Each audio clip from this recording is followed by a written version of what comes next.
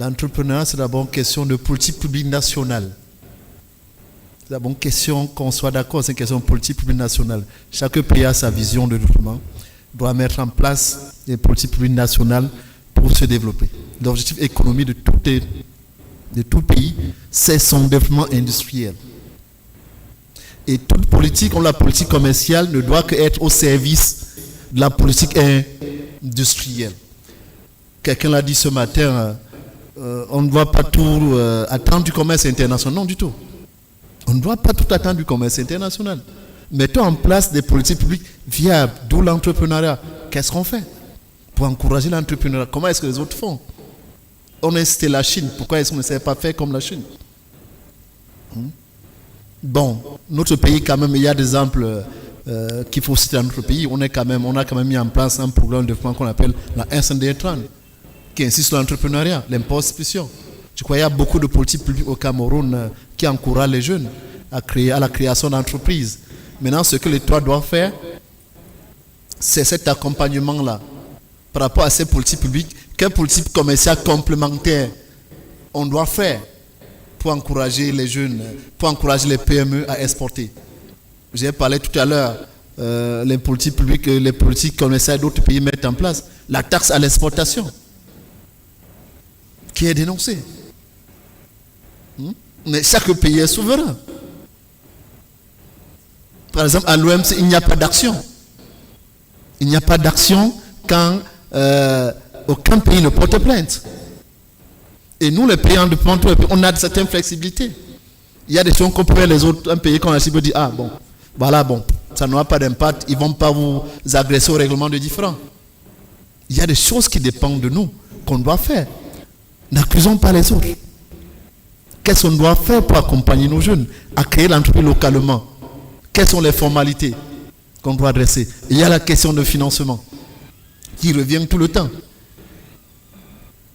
Mais on ne peut pas adresser le financement de l'entrepreneuriat, la question de financement de l'entrepreneuriat des jeunes sans bien adresser la question de financement.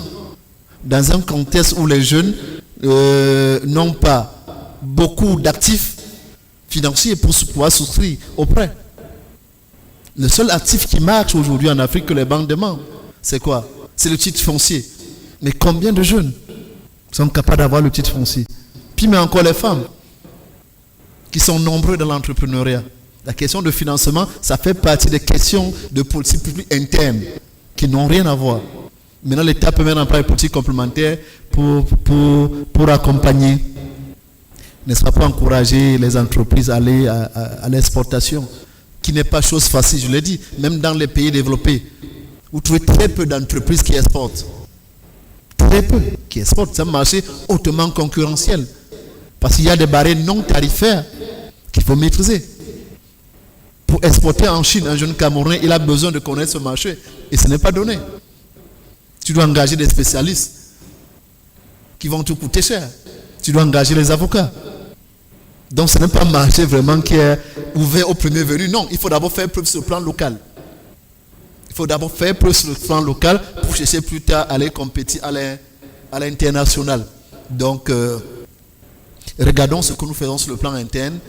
Et plus tard, la politique commerciale doit être au service de la politique de développement. Je termine par rapport à votre préoccupation par rapport au multilatéralisme et la ZLECAf. Les pays africains, pour la plupart, sont membres de l'OMC. Bon, s'il y a une résolution qu'ils ont adoptée à l'OMC, ça va automatiquement s'appliquer dans le cas de la ZLECAf. Automatiquement. Donc, le multilatéralisme peut être au service de l'intégration régionale, tout comme l'intégration régionale peut être une étape pour aller vers le multilatéralisme. C'est en ce sens qu'il faut voir la ZLECAf. La ZLECAf nous permet de développer sur le plan africain. On vous dit c'est mastodonte. C'est 1,2 milliard d'habitants. Donc le marché est là.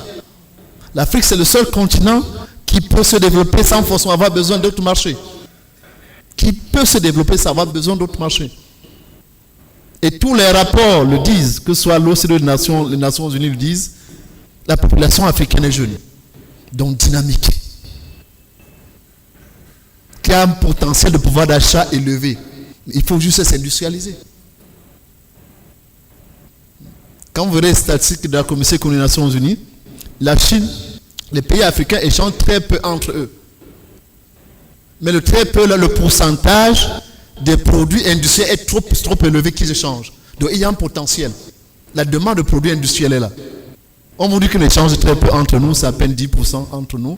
Mais là-dedans, la part de produits transformés, échangés en Afrique est trop élevée. C'est 40%.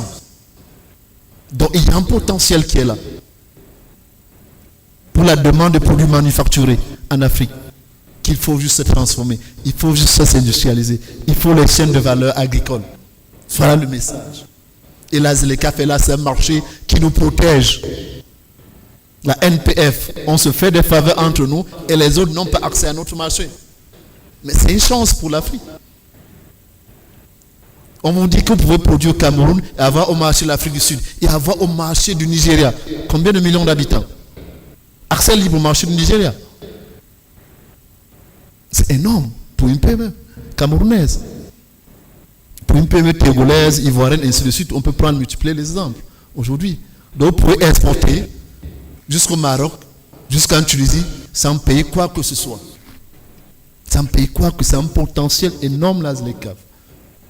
On se concentre sur la ZLECAf, on n'a pas besoin d'aller forcément vendre en Chine, en Europe, on n'a pas besoin tout de suite. Mais ce marché à lui, ça peut permettre de booster l'économie africaine, de nous permettre d'atteindre des taux de croissance à 2 chiffres.